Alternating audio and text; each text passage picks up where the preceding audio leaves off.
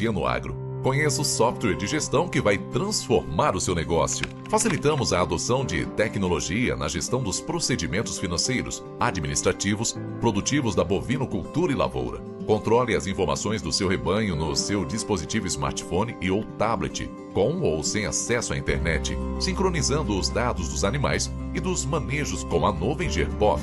Com a integração do app Gerbov, as balanças de pesagem e bastões de identificação animal, pode-se realizar os manejos de entradas, saídas, transferências, manejos de pesagem e sanitários, nutricionais, reprodutivas e troca de identificação do animal. Economize tempo e aumente o lucro. Entre em contato com o time Gerbov e marque uma apresentação demonstrativa.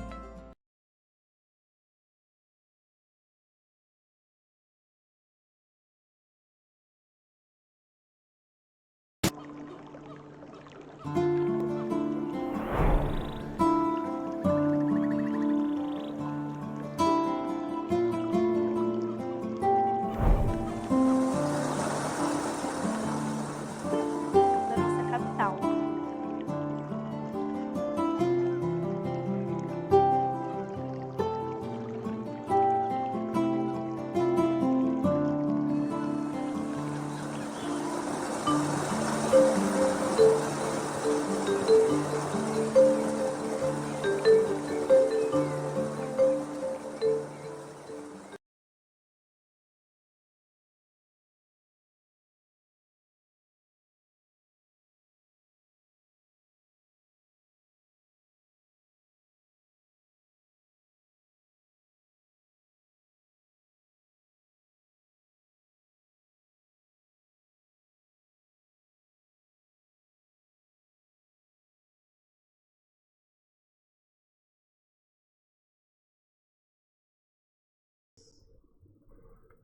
Bom dia, pessoal, ou boa tarde, boa noite, depende de quando você está assistindo esse vídeo. Me chamo Daniel, sou o fundador da Sofia. Estou aqui junto de pessoas muito especiais para apresentar mais um episódio do nosso podcast. Estou aqui junto com alguns convidados especiais. A gente faz parte do CJE, que é um conselho de jovens empresários da Associação Comercial de Campo Grande. A gente quer agradecer, obviamente, nossos mantenedores, o Cicobi. Também estamos aqui junto, organizando esse evento dentro do podcast, etc., comigo. E, bom, antes de mais nada, vou deixar essas pessoas aqui se apresentarem. E, primeiramente, vamos começar? Pode se apresentar, por favor? Olá, meu nome é Angélica, sou empresária, arquiteta, também fui atrás de oportunidades, então estou no ramo de loja fitness, esporte, da Sweet Sport, e também sou sócia de uma academia de CrossFit. E é sobre o nosso tema hoje exatamente isso, as oportunidades de negócio além, né, do nosso círculo. Vai com você, Stephanie. Bom dia, boa tarde, boa noite, não sei, né? O horário que você está assistindo. Eu me chamo Stephanie, sou cirurgiã dentista de formação, atuante e proprietária da loja e confecção Richesse Jalecos e Scrubs. Olá a todos, obrigado, é um prazer estar aqui com vocês, falar um pouco da nossa história, compartilhar um pouco do que a gente aprende todos os dias. E igual o Dani falou, que fazer parte do Conselho de Jovens Empresários é isso, né? A gente compartilhar conhecimento, a gente aprender uns com os outros. E muito feliz da gente estar aqui hoje compartilhando. A Angélica trouxe esse tema de oportunidades, que muitas vezes a gente não percebe as oportunidades, né? E eu, o William, sou empresário do ramo de alimentos e bebidas, sucessor. E também tem outras coisas, sou sommelier, trabalho, sou engenheiro agrônomo, nada a ver. Trabalho com marketing, trabalho com educação. E tudo isso vem desse tema de hoje, que é analisar oportunidades e aproveitar elas. Aproveitando, já conta um pouco mais. Explica essa questão do engenheiro agrônomo, como que você entrou no meio empresarial, enfim. Então, a gente tem várias maneiras de a gente empreender, né? Uma delas é a sucessão. E a gente até falou um tempo atrás com os amigos sobre sucessão, mas sucessão é um caminho que não é fácil a gente seguir. Por mais que o pessoal pense, cara, você já tem um negócio, você já tem uma família empreendedora, o natural é isso, mas para o sucessor às vezes não é tão natural, porque a gente meio que quer construir o nosso. Então é um conflito grande você construir algo que já está e construir o seu. Então quando eu entrei na sucessão, eu demorei um pouquinho, tinha esses vários sonhos no caminho, mas eu entendi e me apaixonei pelo nosso negócio de alimentos e bebidas. E eu era muito apaixonado por vinhos. Eu sou muito fã de vinhos, sempre gostei das histórias de vinhos, conheci muitos engenheiros agrônomos que eram enólogos, então eu falei, cara, eu quero ser isso. Porque, primeiro que quem conversa de vinho é bem visto, né? Qualquer lugar que você vai, se você entende de vinho, você meio que se torna referência a alguma coisa. Então eu achava isso muito legal. Então eu fiz agronomia por conta disso. Era o agrônomo menos agrônomo que você vai ver. Então, assim, não era muito do agro. Me acostumei, comecei a ouvir country na faculdade por conta disso, mas curti muito o agro, uma das profissões mais amplas que eu conheço, gosto demais. E no meio do caminho eu descobri que você não precisa ter a vinícola para ser um dono de marca de vinho. E daí surgiu hoje a Gata Mangione, que eu sou negociant, que eu descobri que a gente poderia fazer sim vinhos com parceiros e fazer uma marca forte. Então foi um meu sonho de ter minha marca própria, o sonho de vários anos estudando vinhos, ele se materializou na Gata Mangione. E recentemente, uns 2, 3 anos atrás, entrei no... Perdão, Gata Mangione, como assim? Explica Gata melhor o nome. Mangione. A gente construiu um rótulo que fala da mulher autêntica. Gata Mangione significa gata comilona. Mas assim como a mulher autêntica, que ela sabe o que quer, que ela toma as próprias decisões, ela é confundida com mandona. E a gente, nesse rótulo, quis trazer para ela que ela pode ser quem ela quer ser. Ela pode ser ela mesma, ainda que chamem ela, ainda que confundam ela, ela é autêntica. Então a gente trouxe esse rótulo de vinhos.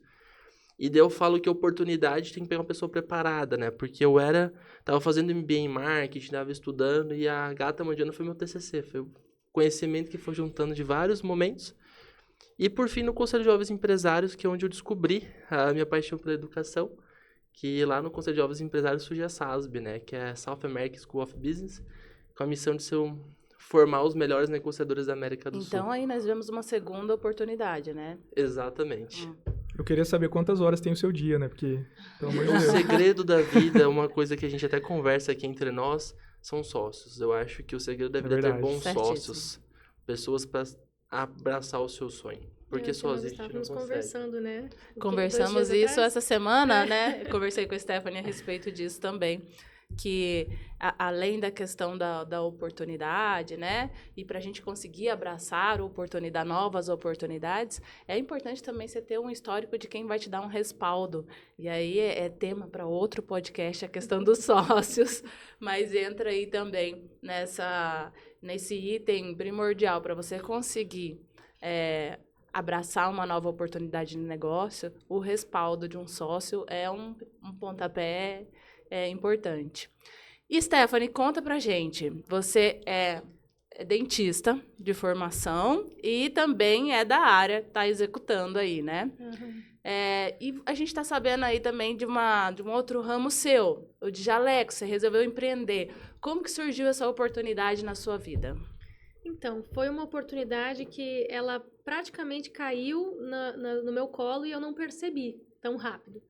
Então, o que acontecia? Quando eu formei, nós sabemos que as mulheres, nós temos que... É diferente dos homens. Os homens, eles podem usar uma calça jeans ou uma sarja e uma camiseta preta a semana inteira e tá tudo bem. Ninguém observa isso. Mulher é um pouco mais diferente, né? A mulher é muito observadora. Então, você usar sempre a mesma roupa ou muito parecida não dá muito certo. Então, a gente tem que investir muito capital para conseguir ter um guarda-roupa bem diversificado. Então, eu passei a pensar da seguinte forma: ou início de profissão, não dá para gastar muito, né? Tem que investir na profissão também. Não que investir em roupas não seja um investimento pessoal, um investimento profissional. Mas talvez eu pensei que eu deveria escolher onde eu queria investir mais, se equipamentos ou vestimentas. Então, eu decidi que eu faria um privativo para mim, um scrub, um uniforme. E aí, eu passei a usar. E várias pessoas me perguntavam aonde que eu tinha feito, onde que eu tinha comprado. Eu falei, tá aqui o cartão da costureira. Eu passei o cartão da costureira para várias pessoas. E como ela era vizinha da minha casa, eu perguntava. Só abrir um gancho aí, a gente vende o que as pessoas querem comprar, né? Uhum. Então, as pessoas já estavam te procurando já havia aí a procura, o interesse pelo que você usava ali, né? Diferencial. E eu não percebi isso de primeira instância. E aí eu passei o cartão para várias pessoas. E aí, como ela era vizinha, eu perguntava. E aí, vieram te procurar? Já fizeram algum modelo contigo? Não, ninguém me procurou. Depois de uns 6 meses, eu falei, gente, que eu tô patinando aqui, né? Tá no meu colo a oportunidade e eu vou abraçar essa oportunidade. Até convidei essa costureira para começar a costurar junto comigo, mas ela, uma costureira de excelentíssima mão, ela tinha muita demanda e não conseguia. Então, eu fui atrás de área técnica. Fui atrás do Sebrae, fui atrás do Senac, desenvolvi alguns modelos lá, é um processo um pouquinho demorado. E aí comecei a fazer projetos, né, de privativos, de jalecos. E nesse meio tempo, até que as minhas peças ficavam prontas, eu representei uma marca, né? Ainda represento um pouco hoje, mas eu tô saindo do segmento para lançar 100% o meu nome, né? A Richesse. E aí, o negócio só evoluiu, só bombou mesmo. Então, hoje eu vendo bastante as minhas peças e vendo ainda um pouco da peça de uma fábrica nacional, inclusive. Mas surgiu dessa forma, a oportunidade foi essa. Eu vi que tinha muita demanda e eu entrei nesse ramo. De cabeça. De cabeça. Sem experiência. Sem experiência nenhuma. Eu tinha algumas experiências, desde os meus 13 anos eu empreendi, possamos dizer, entre aspas, né? Sem conhecimento nenhum, tive prejuízo porque eu não tinha coragem de cobrar. Então, tanto que o CNPJ, ele existe há quase 10 anos, da Richesse. Eu abri ele em 2016. E nesse meio tempo, eu fui vendendo uma coisinha ali, uma coisinha aqui durante a faculdade, para ajudar também em lista de material, que quem fez odontologia sabe que é bem caro. Você já tinha esse desejo latente de empreender, né? Sim, eu tenho como exemplo a minha família, né? Que meu avô, ele era comerciante, hoje as pessoas conhecem como empresário, né? Ele tinha o bulicho dele, lá no sul a gente chama de bulicho, o mercadinho. Uhum. Então, nós temos como exemplo ele, lá do meu pai também, o meu avô paterno, ele era padeiro, né? Então, sempre existiu isso dentro de mim, dentro da minha família. Stephanie, hoje você está dividida, então, entre essas duas funções. Como que é, mais ou menos? É 50% do seu tempo para cada uma? Como que você tem feito? Bom, primeiro que é uma loucura, né? Imagino. É um dia de 48 horas. É um dia de 48 horas, gente. Então, como que eu faço? Eu fiz uma escala, um planejamento semanal. Não dá para seguir bem à risca, porque às vezes o horário e o dia que eu separei para me dedicar à Richesse tá bem tranquilo, não tem nada. E aí, eventualmente, no dia que eu estou dedicando a minha profissão de formação, que é dentista, surge 5, 6 clientes falando comigo ao mesmo tempo. Então, eu tenho que me virar, eu tenho que me adaptar. Lá no consultório tem a Luana, nossa secretária, e às vezes eu dou um grito para ela, eu falo, pelo amor de Deus, me ajuda aqui, vai respondendo as pessoas. E antes de ela entrar conosco, ela vendia, ela era do comércio, então ela tem uma experiência boa. Então a gente vai se virando. Legal. E aí tem a parte da confecção, né? Então você não tem sócios na Richesse, né? Não, eu sou equipe. Nos dois? Eu sou equipe nos dois. Legal. Eu teria medo. É bem puxado, mas é difícil me intimidar, assim. De vez em quando a gente tem uns baques e pensa, gente, será que eu vou dar conta? Mas é um dia, no outro dia a gente dorme, no outro dia a gente fala, ok, vamos continuar, né? É uma outra realidade. Eu posso falar por mim e também, William, conheço essa jornada, você também tem sócios, né? A gente tá aí no apoio. Não sei a tua, quero Tenho saber também. Tem sócio para te apoiar. Então, realmente precisa de uma dose extra de coragem e loucura, né? Coragem e loucura. Para emplacar 2 empresas aí, né? O Eu Empresa em várias. Eu acho muito legal, porque assim, a gente vê 2 perspectivas diferentes. Uma, você começou a empreender por uma demanda que existia, você enxergou essa oportunidade, você começou a atacar e fornecer uma oferta para essa demanda toda que estava surgindo. E no caso do William, pensando, por exemplo, no vinho, você teve meio que criar essa demanda. Ela não existia ali e é um desafio diferente. E daí eu queria entender como que funciona, assim, como que é essa perspectiva, você criar essa consciência nas pessoas, enfim. Assim, essa questão da oferta e da demanda, uma coisa que a gente falou ontem no CJT com o Ricardo, né? Antes, até... Estamos ainda com nó na cabeça. Exato, o Ricardo deixou essa pulga nas nossas orelhas. Mas, quando a gente fala de vinho, de modo geral, tem demanda, só que a oferta também é muito grande. E daí o que o pessoal fala sobre visão de futuro do vinho? O pessoal sempre fala o seguinte, que a nossa... Compara a gente com a Europa, que lá o consumo per capita é muito maior do que aqui. Aqui no Brasil, o consumo per capita de vinho chega a ser irrisório, irrelevante. E você vê, por exemplo, que a maior parte desse consumo é de vinho de mesa, não é de vinho fino. Então, vinho fino é um pedacinho muito pequeno. Então, eu sempre trabalhei nessa demanda pequena, só que com essa visão de que o Brasil pode sim crescer na demanda, a gente tem alguns entraves para tudo isso acontecer.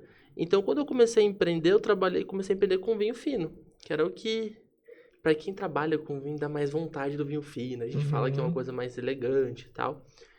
E eu tinha concorrentes gigantes para trabalhar, concorrentes muito fortes.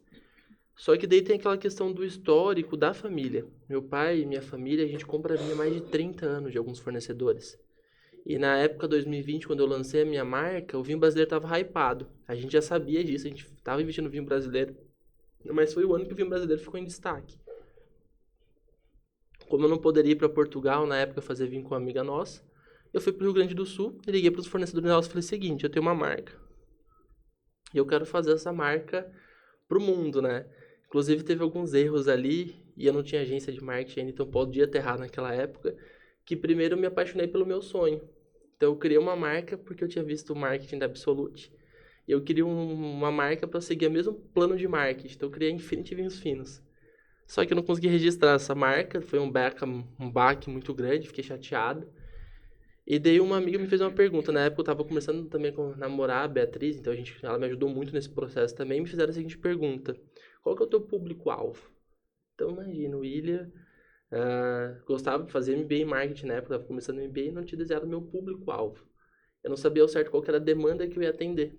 Foi quando eu percebi que as mulheres sim, elas começam no vinho, então elas que levam a gente pro vinho. Os homens, inclusive essa minha amiga de Portugal, ela achava muito estranho. Desde pequenininho eu gostava de vinho. Ela falava, William, não é normal. Geralmente a mulher obriga o homem a gostar de vinho. Você tá muito antecipado. Não sabia disso. Meio É portuguesa. uma mulher diferente, realmente. É a mulher que começa a tomar vinho. A mulher que gosta dessa elegância do vinho. Então eu falei, cara, eu mais quero... da cerveja, né? Do destilado, do uísque, né? A mulher que vai mais pro vinho espumante, né? Exato. E eu nasci no mundo de vinho. Meu pai tomava vinho, meu pai é gaúcho. Então eu falei, pô, vou começar atendendo as mulheres. E deu o segundo ponto, vou começar com vinho tinto. Até rodei uma pesquisa no Instagram lá, se prefere tinto ou branco, mas eu sabia que ia ganhar o tinto. Porque o tinto não tem tanto substituto. O branco substitui com a cerveja, o branco substitui com outras bebidas. E eu não queria errar tanto, né? Porque o caixa era pequeno, né? Peguei um dinheiro que eu tinha de outro negócio que eu tava trabalhando. E daí quando eu criei a Gata Mandioana, eu selecionei o público de mulheres. Daí eu desenhei até o que ela tinha feito. Pessoas que já viajaram para Gramado, já conheceram um pouco da experiência de vinho, já tem um pouquinho dessa vontade. E eu queria que fosse um produto mais, não de entrada, mas um produto mais reserva elegante, para as mulheres que já querem algo a mais. E o valor já tinha também, que é na faixa de 120 a 150 o primeiro rótulo. E daí surge a Gata Mandioana. Quando eu comecei a entender o público que eu queria atender, que eram as mulheres, eu percebia que tudo que as mulheres faziam, elas eram criticadas. Se a mulher tomava a decisão, se ela era uma empresária de sucesso, não, ela é muito chata, ela é brava, ela é muito fechada, ela tá fazendo tal coisa. Se a mulher gosta de falar um pouquinho mais, de brincar, não, ela fala demais. Os termos são mais pejorativos, eu não vou falar eles ali. Mas a mulher, tudo que ela fazia, ela era criticada. Falei, cara, como assim? Tudo que ela faz é criticada, se ela é ela mesma? E eu via que a gente pode fazer tal coisa que o homem não é taxado, né? A gente tem uma liberdade artística muito grande como homem.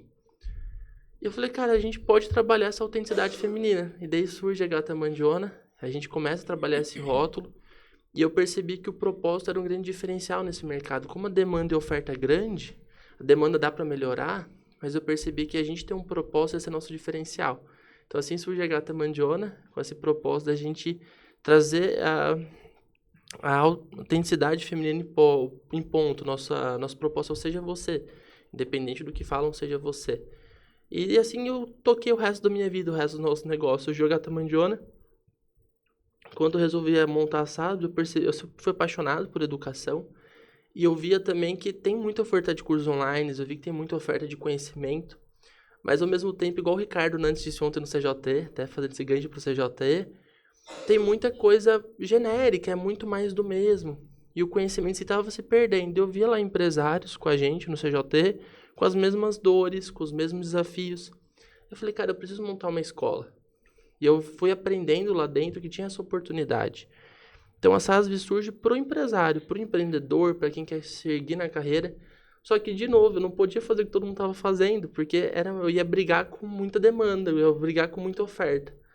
Então eu percebi que o curso de negociação, que hoje a nossa missão é formar os melhores negociadores, ele tinha uma demanda, ele estava aberto para o mercado, Só que, ao mesmo tempo, ele estava sumindo.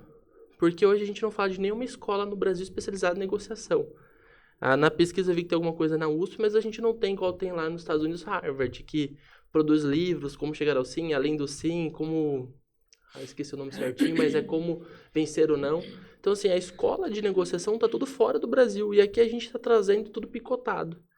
Então, comprei os cursos de negociação do mercado, era perdido, assim. Você começava de um ponto, vai para outro. Falei, cara, vamos fazer uma coisa que a gente vai trazer uma coisa estratégica. E daí eu percebi que o fundamento no Brasil está jogado fora. Então, as pessoas falam, você não precisa mais de faculdade, etc. Tudo bem, tem as visões.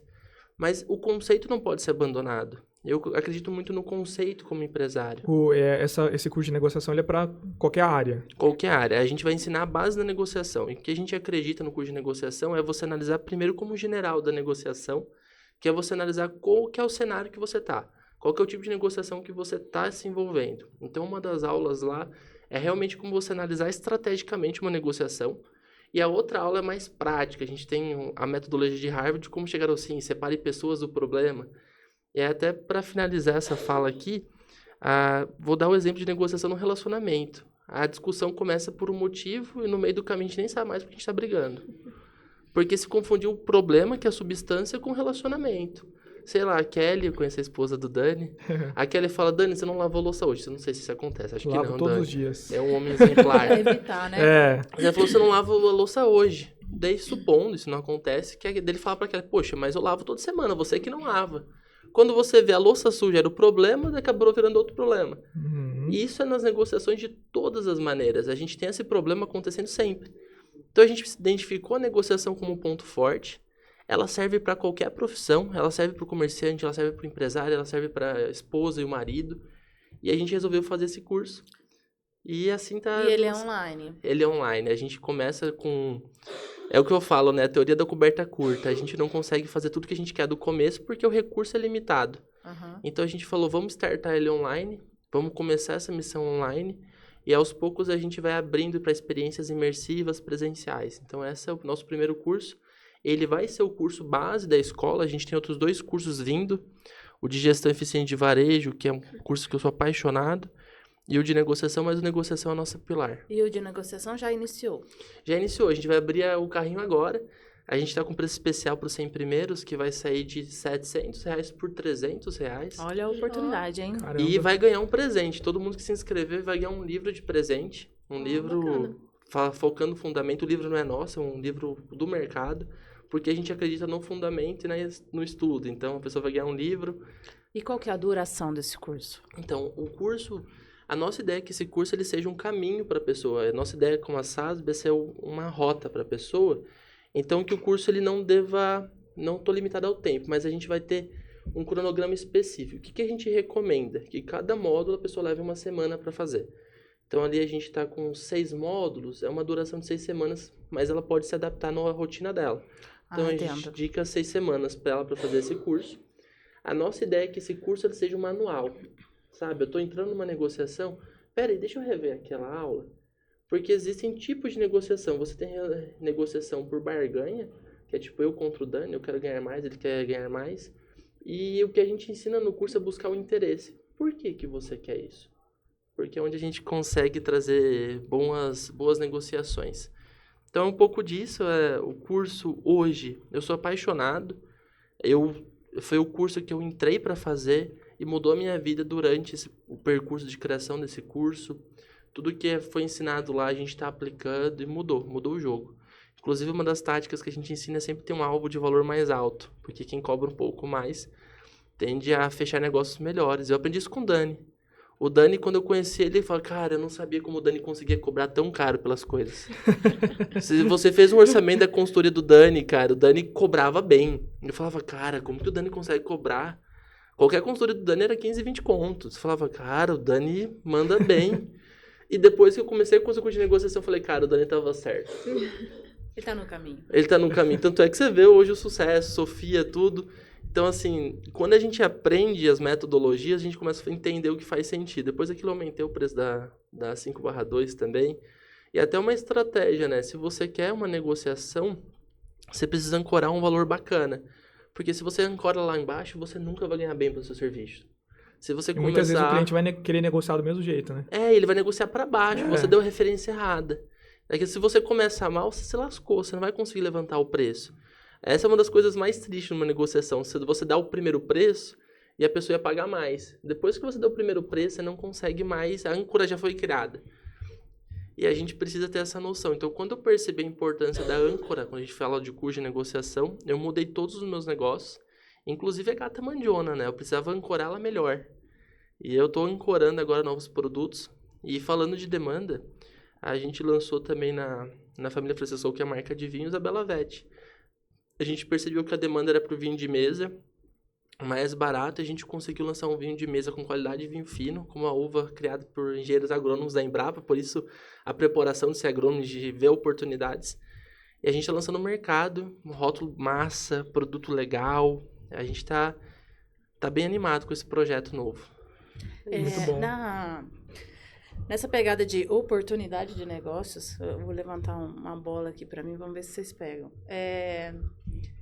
A gente repara que muitas das vezes a oportunidade ela aparece para a gente nos piores momentos, né? No pior momento da nossa fase, uma trajetória ali. O William até falou, né? A questão de você saber a demanda e tudo mais, né? Mas também você entender da demanda, mas também você tentar fazer do limão Uma limonada. uma limonada, né? A Stephanie viu a oportunidade ali, talvez de crescimento, busca da liberdade, né?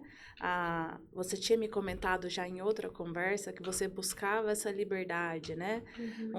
Acho que todos os empresários buscam essa tal da liberdade, né? Eu ainda também não encontrei, não. Mas a gente busca isso aí.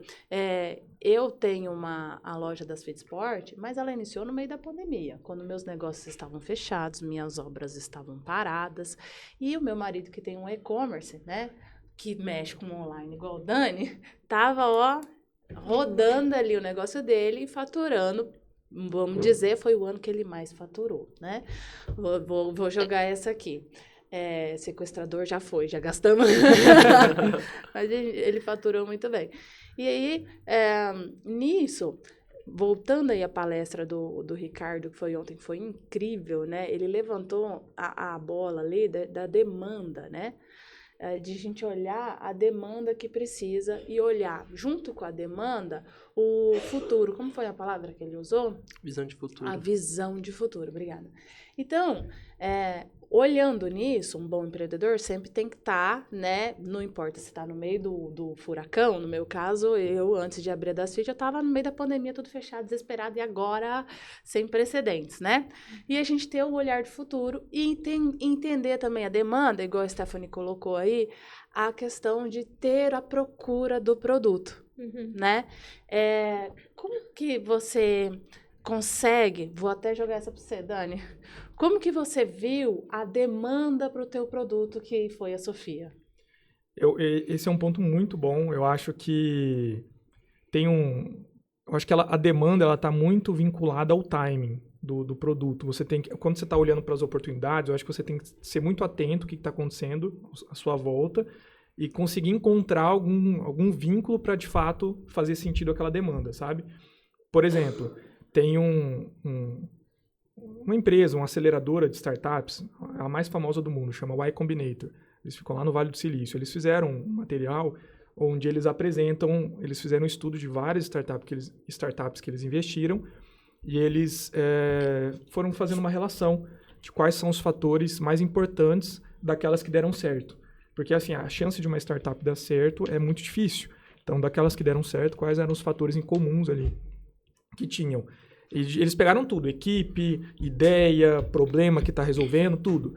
E eles identificaram que o fator mais importante do sucesso era o timing. Mais do que tudo, mais do que a equipe, mais do que a oportunidade, o problema que eles estavam resolvendo, o tamanho de mercado, tudo. Era o timing. E eu acho que o timing está muito vinculado à oportunidade, sabe? Você identificar ali uma demanda no mercado, mas também aproveitar, entender o que está acontecendo no mundo. Por exemplo, a sua empresa ela veio num timing da pandemia. Então, assim, você conseguiu aproveitar esse timing. Se você talvez tivesse construído ela em outra época, talvez não teria tido esse mesmo caminho, né? E a Sofia foi a mesma coisa. Eu já tinha uma empresa de gestão financeira terceirizada ali, de BPO financeiro, atuava com alguns clientes fazendo um serviço de gestão financeira, e eu identifiquei essa oportunidade no mercado de uma tecnologia que estava crescendo muito no Brasil, que tem crescido, que é o Open Finance, que é basicamente a integração direta com os bancos, uma integração automática, onde a gente consegue criar um produto e buscar as informações direto do banco. E daí, com esse avanço do Open Finance e, obviamente, a inteligência artificial, que acho que dispensa comentários, né, que saiu nos últimos anos, veio a ideia da Sofia, que é justamente ser o primeiro software que consegue fazer uma gestão financeira, um setor financeiro automatizado. Pioneiro. Um pioneiro, exatamente, por conta dessa oportunidade que eu via os clientes que estavam buscando, eles queriam esse serviço, só que era caro, é um serviço. Um pequeno empresário, às vezes, ele não tem uma condição muito boa para poder investir num serviço como esse. E daí eu identifiquei, olhando para esse mercado, essas tecnologias que estavam surgindo. Então, foi aí que a gente criou a Sofia. A gente volta para o William, a questão da gente estar preparado para negociação também e abraçar oportunidades assim de ser pioneiro. Uma das coisas que volta a falar no Ricardo Nantes, que falou ontem, por mais cabeça dura que o empresário seja, se ele for o pioneiro ali, se ele abraçar aquela oportunidade, ele já tem 60% de chance de dar certo. Foi isso que ele falou, né? 60%. Então, assim, ele já tem uma chance alta aí de sucesso, né? Já meio caminho andado. E aí, eu pergunto para você, William. Você colocou a questão de investir na parte educacional, né? E você visualizou essa parte educacional com demanda quando você já estava com outros negócios em andamento. E aí você sentiu falta dessa parte aí da educação específica para negociação, porque você já se sentia uma falha ali, um gap ali? Eu acho que foi um pouco igual a Stephanie estava contando a história dela, de ver essa oportunidade. Eu queria abrir um negócio de educação. Esse era um sonho. Eu fui movido muito por sonhos de crianças, assim. Até o meu sonho do vinho era um sonho de criança. E educação, eu sempre amei ensinar, sempre ensinei sobre vinhos. Então, a negociação foi uma maneira da gente entrar no mercado com diferença. A gente percebia, por exemplo, que lá num site de cursos, o curso com melhor avaliação era o curso de negociação. Eu falei, cara, tem demanda para isso. Mas não era uma coisa que você dominava tanto. Era uma coisa que eu fazia igual todos fazem, uma coisa involuntária. Eu achei um pouco da história da Stephanie. Ela já se preocupava com as coisas dela, de fazer o jaleco dela, de fazer, como que é o nome? Scrub. O scrub dela. Então foi um pouco disso, sabe? De valer. Eu tava estudando, eu sempre fui um cara muito de leitura. E só que a negociação ainda não tinha virado a minha chave, que eu precisava estudar negociação. Então, quando eu vi, falei, cara, como negociações de sucesso. Comecei a fazer os cursos, falei, cara, é isso, as pessoas precisam negociar. E daí o mais surpreso da demanda é que no Brasil não tinha ninguém falando sobre isso. O pessoal fala sobre negociação como uma segunda coisa, secundária. Eles falam sobre vendas, negociação tá lá embaixo. É uma matériazinha de qualquer jeito que o pessoal esquece. Daí eu falei, peraí, então eu tenho uma tendência muito grande de querer pegar as coisas e levar pro palco, né? Até eu fiz isso com algumas uvas. Sempre gostei de falar de coisas que ninguém tava falando. Então tem um perfil muito do William. É quase uma técnica de professor, de você aprender mais ensinando. É isso. Porque você estava buscando ali uma informação para melhorar também a curiosidade daquela informação. E acabou daí surgindo uma empresa. Surgindo uma empresa. Eu estou no momento disso, né? Hoje eu estou num cenário que eu faço parte da associação. Conheço muitas pessoas lá na associação. A importância do associativismo. Então, assim, falei, cara, eu vejo muitas pessoas que podem usufruir desse serviço. Por que não ter um produto para oferecer para as pessoas conhecerem? E daí surge a negociação, essa oportunidade. Vi um cenário que não tinha ninguém falando e vi um cenário do que as pessoas querem. O Dani é startup, né? O Dani vai vender a empresa dele por alguns milhões ou bilhões daqui a um tempo, eu tenho certeza disso. Mas eu queria ser uma escola tradicional. Então, por isso que a gente tem um school no nome, Escola Sul-Americana de Negócios. Porque eu percebi que a escola sumiu. Então, a gente está hoje comprando curso acelerador, curso disso, G4 Educação, mas a escola tradicional, com fundamento, sumiu. Então, a minha ideia foi trazer aquela da questão do saudosismo, de fundamento, que no marketing eu via muitos profissionais sem fundamento, os caras sabiam tudo da modernidade, de tática do Instagram, mas não tinha fundamento para pensar. Eu falei, então, peraí, a gente tem que fazer uma escola que ela seja prática, mas que tenha fundamento por trás. Que não existe nada mais prático do que o conceito. Não existe nada mais prático do que você entender o conceito. Eu acho que é um pouco disso, né, Stephanie, quando você construiu a sua marca, né? Não existe nada mais prático do que viver essa dor e saber o dia a dia, né? Com certeza. A marca, ela iniciou, como eu falei, a partir de uma dor que eu tinha, né? Que eu precisava usar uma roupa que não fosse... Que não importava se eu ia repetir ela 2 vezes na semana ou não. Se aquela roupa, ela vai durar 2, 3 anos ou não, não importa. E eu percebi que outras pessoas tinham essa dor. Muitas pessoas, na verdade, né? Inclusive, hoje eu tô vestida de scrub, né? É uma peça versátil que sai daquele tradicional privativo de hospital, sabe? Uhum. Então, a gente consegue trazer um negócio moderno, uma roupa que você usa no seu dia a dia, você pode depois ir para um rap ou ir buscar o seu filho, porque muitas pessoas fogem desse uniforme por essa cara muito uniforme, sabe? Sem estilo, sem beleza. Então, eu percebia isso, que as pessoas não queriam usar um uniforme de empresa, porque não achavam bonito, e aí acabavam investindo muito capital em roupas comuns, ou roupas normais. E é o que eu não queria. Eu não queria demandar parte do meu lucro, que poderia ser colocado em investimento no meu consultório, no meu futuro consultório, gastando nisso. Então, a minha dor... eu descobri que era a dor de muitas outras pessoas. Posso até arriscar dizer que quase de 100%, né, das mulheres. Hoje, meu público-alvo, minha persona, são mulheres, né? A gente atende homens também, mas a maioria é mulher. Mulher, ela investe mais, né? Eu posso falar que eu tenho loja. O William ontem ainda me perguntou, você vende masculino? Eu revendo marcas já consolidadas no mercado, a Lupo e a Autogiro. E sim, eu atendo masculino. Mas a questão é que o homem, ele usa um short... Ele é muito prático. Pra ficar em casa, pra treinar, pra ir jogar Até futebol, ele pra ele ir rasgar. no churrasco. E olhe lá, né? buscar. E E olhe olhe lá. lá, né? Dependendo do rasgo, casa. você ainda usa ele. Então, meu foco também acaba sendo o feminino. E aproveitar o gancho aí, que a Stephanie também está aqui, eu tenho sofrido uma dor de fazer o diferencial. E apesar de eu ter começado lá na pandemia e ter me destacado bem, atualmente o mercado para mim ele é extremamente competitivo. Então, eu uso o jeito Disney de encantar clientes, né? E uso a questão de detalhes para fazer o diferencial. E tem surtido muito efeito. Para mim, a questão de presentear meu cliente no final da compra, né? Então, eu sempre tenho um brinde, eu sempre tenho um mimo para o cliente, para que ele se sinta especial e ele volte, ele tenha esse olhar de que a gente olhou para ele de fato, um carinho, né? E muitas das vezes, gente, o meu ticket médio tá em torno de R$400. Mas uma mulher, ela compra aí mais, ela compra 2.000 de roupa tranquilo. E às vezes eu dou um mimo, gente, de R$5, às vezes menos, de R$3. Ela me manda mensagem com foto, agradecendo o presente que estava na sacola, ou então posta e me marca nas redes sociais, mais do que a compra efetivamente, que tem um valor muito além. Então, eu descobri aí, sozinha, né, na prática ali, o quanto fazia diferença esse agrado, tanto para fidelização, para o cliente se sentir especial e visto.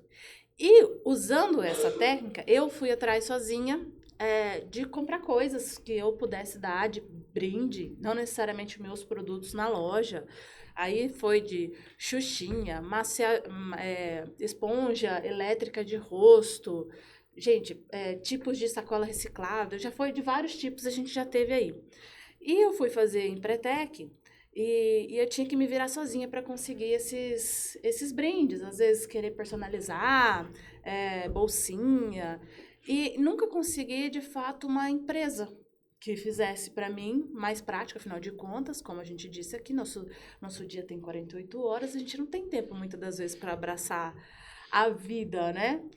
E aí, olhando essa dor e a importância, o quanto que isso agrega de valor para o empresário, a gente botou para valer, na empresa cria do Empretec do Sebrae, a gente botou para valer o brindezinho para o empresário dar para os seus clientes, que é o escaldapé, com um olhar assim também no futuro, porque agora no futuro a gente está olhando o quanto que a empresa tem que olhar no bem-estar, quanto que a empresa tem que olhar para esse mundo no mercado de luxo, do cliente se sentir bem com todo esse estresse que as pessoas têm sofrido. Então, um brinde com o intuito de ter um agrego de valor ali, da pessoa ter um momento dela, é um brinde além. Então, a gente montou no Empretec essa empresa com brinde. A Stephanie estava comigo nessa jornada e foi muito legal. A gente ganhou lá, já até falei aqui anteriormente, a gente ganhou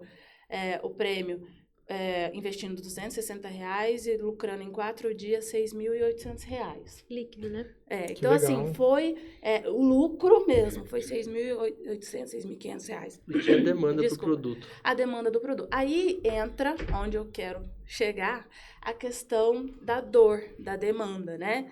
Então, foi muito interessante, porque lá no Empretec a gente teve a oportunidade de botar em prática, mas já coloquei em prática algo que tinha dor, igual o William aí veio aí com a pauta de que ele sentia essa falta aí na educação e tudo mais, na negociação. E aí eu coloquei ali em teste, né, o protótipo da empresa e deu muito certo. Então, quando a gente olha, assim, tanto momentos difíceis ou falhazinhas ali que a gente está tendo, dificuldades que a gente está tendo no nosso setor, como o William também tinha levantado antes, a minha dor é, muitas das vezes, de vários empresários, né? E aí que está a oportunidade, né? E aí Exatamente. que está a oportunidade, né? A gente vê onde que a gente está com dificuldade, abraçar aquela dificuldade, resolver o problema e aí vender a solução. Isso é ser empresário, né? Isso é você resolver sempre, tentar resolver sempre a dor, trazer a solução que muitas vezes vários empresários não estão identificando na própria vida. Eu tenho muita demanda de, talvez, vamos pegar um exemplo genérico, eu preciso de alguém que faça gestão das minhas mídias sociais, eu acredito que eu dou conta, mas na verdade não dá, porque não tem aquele fluxo, não tem aquela constância, e aí você percebe que você precisa contratar uma empresa para isso. Né? E você observa que a diferença do amadorismo de você fazer sozinho para uma empresa de marketing, para um gestor de mídias, é gritante, é absurdo. Então, ali tem uma solução de uma dor. Né? E ser empresário é isso, resolver os problemas dos outros, seja no setor alimentício, seja na educação, seja na tecnologia, em roupas, né? Saúde. Então, a gente sempre está ali para... No meio de startups, eles têm um ditado muito comum que é para você se apaixonar pelo problema, né? E não pela solução. Exatamente. O fundador da Waze, que ele sempre falava isso. Porque startup, ela tem esse desafio, né? Como você tem que escalar muito rápido, você também pode quebrar muito rápido. Não é uma empresa que você vai crescendo tranquilo, ali pagando suas contas. Não, geralmente você pega um investimento, você tem que fazer o negócio acontecer. Se não acontecer, você fecha e acabou. Né? Já foi. Então, eles falam muito isso, cara, se apaixona pelo problema, porque às vezes a pessoa fica muito apegada ao que ela construiu de solução. E às vezes aquele problema ali nem é tão grande, às vezes aquele problema já foi solucionado por alguma outra coisa mais simples e você tá lá, batendo a cabeça na sua solução, tentando melhorar ela, colocar mais funcionalidade, mais, enfim, deixar mais bonitinha, sendo que às vezes nem tem mais demanda, né? Eu achei muito legal a parte da sua startup, que resolve a parte financeira, ali dá uma assistência financeira, né? E pensando no iniciante, no liberal ou no empresário, que às vezes não tem muito recurso financeiro para fazer uma consultoria financeira e pagar lá mensalmente, né? Um contador também, que a gente sabe que bom, se for colocar na balança, não sai caro, mas Sim. é um valor investido alto. E nós saímos, muitas vezes, da faculdade, eu acho que isso eu posso falar por todo mundo, né? Sem noção nenhuma de gestão financeira, de negócios. De nada, né? Nem da própria profissão. Não sabe nem gerir a própria vida pessoal, o quanto que gasta na vida pessoal. Tem um livro, O Mito do Empreendedor, do Michael Gerber. Eu sempre trago esse ponto. Ele fala que todo empresário, ele tem 3 perfis, né, diferentes. A gente tem um pouquinho de cada, todo mundo. Perfil administrador, que é o que gerencia o negócio ali, o cara das planilhas. O perfil técnico, que é o que entende muito da área de atuação. Por exemplo, um dentista, quando abre um consultório, ele tem muito perfil técnico, ele entende bem do assunto ali. e o perfil empreendedor, que é o sonhador, o cara que está olhando para 5, 10 anos na frente, visionário e tal. O que a gente vê no Brasil? Isso que você pontuou é muito verdade, não só para quem sai de uma graduação. Porque no Brasil, todos os empresários, a maioria, eles têm um perfil muito forte, técnico e empreendedor. E eles faltam muito esse perfil administrador, essa parte de gestão. Porque é o que é nos ensinado, né, dentro de uma grade. Exato. E assim, qual que é o problema disso? Essa parte de gestão, ela nunca é o que gera valor diretamente para a empresa. Ela sempre é uma coisa mais secundária. É uma coisa mais primária, no plano de né? fundo. Exatamente. Não é o que gera valor. O que gera valor é fazer um atendimento. O que gera valor é fazer uma venda. Não é muitas vezes fazer a gestão, mas a gestão ela é fundamental, ela é a base, né? Exato. É o que vai dar segurança a longo prazo. Exato. Que vai alavancar você ou declinar você. Exatamente. E E a oportunidade quebra que por falta de caixa. e a oportunidade que a gente identificou foi que assim, a maioria das soluções que existem hoje, elas exigem que essa pessoa, esse empreendedor, ele aprenda de alguma forma a fazer aquilo. Você contrata um software RP, você vai ter que saber lançar, você vai ter que parar para fazer isso, você vai ter que ele vai te dar um relatório, você vai ter que ler ele. Ter tempo também. pra Exato. Então a nossa oportunidade vem nisso. A gente quer ser o primeiro que não precisa ensinar. A gente vai se comunicar com esse empreendedor pelo WhatsApp, vai ser um chat ali com inteligência artificial no WhatsApp, e por essa conversa no WhatsApp a gente vai controlar toda a gestão financeira dele. Vamos lançar pagamentos, recebimentos, criar contas a pagar, receber, fazer a conciliação com os bancos, tudo por uma Prático, conversa dentro do WhatsApp, DRE, entendeu? Exatamente. prático, né? Então a oportunidade foi nisso, entendeu? Muito legal. E assim, Dani, é um ponto legal que você trouxe. Acho 2 pontos. O primeiro que a gente está falando bastante de demanda, mas também mensurar a demanda, né? Eu acho que é um ponto muito importante, que às vezes a gente fala, cara, tem demanda.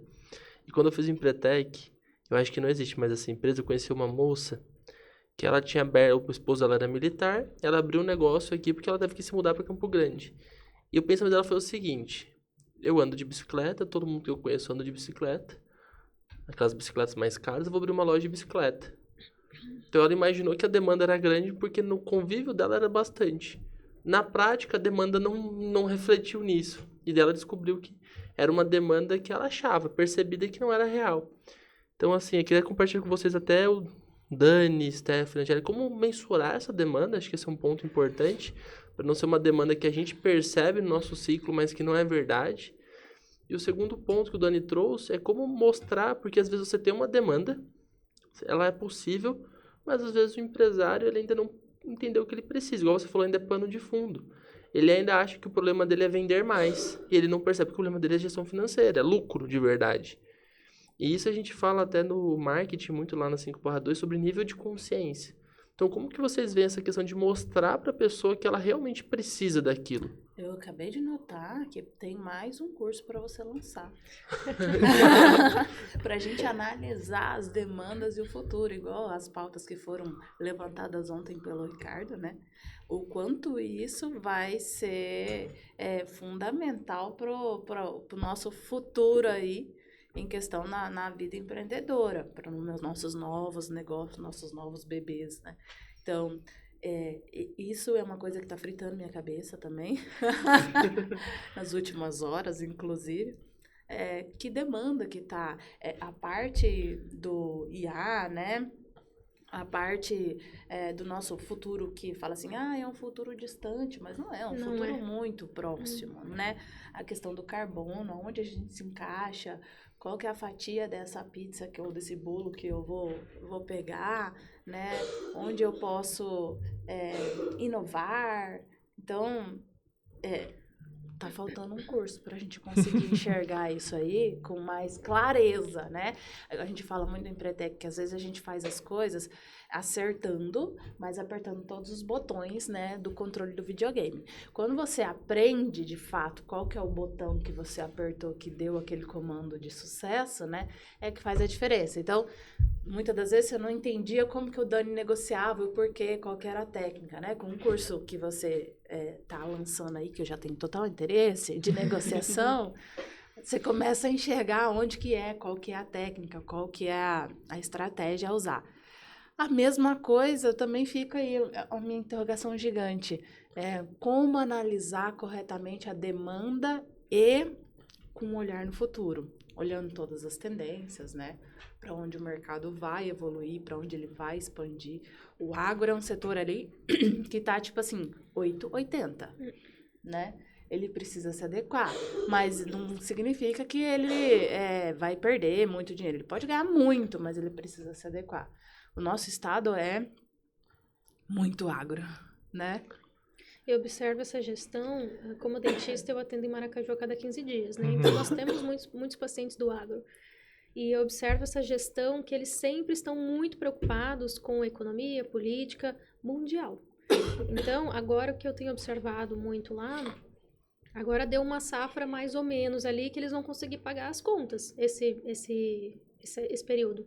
Não deu lucro, também não tiveram prejuízo. Mas, na safra passada, muitos perderam milhares de dinheiro. Milhares. Porque os insumos eles compraram num período que estava muito caro e eles venderam muito barato. Então, o que muitos estão fazendo agora, quem conhece ali Maracaju sabe que a terra é maravilhosa, né? Eles estão plantando cana, porque é o que está valendo a pena financeiramente, porque o soja e o milho está muito caro plantar agora. Eles guardaram os insumos para, posteriormente, voltar a fazer dinheiro de verdade, sabe?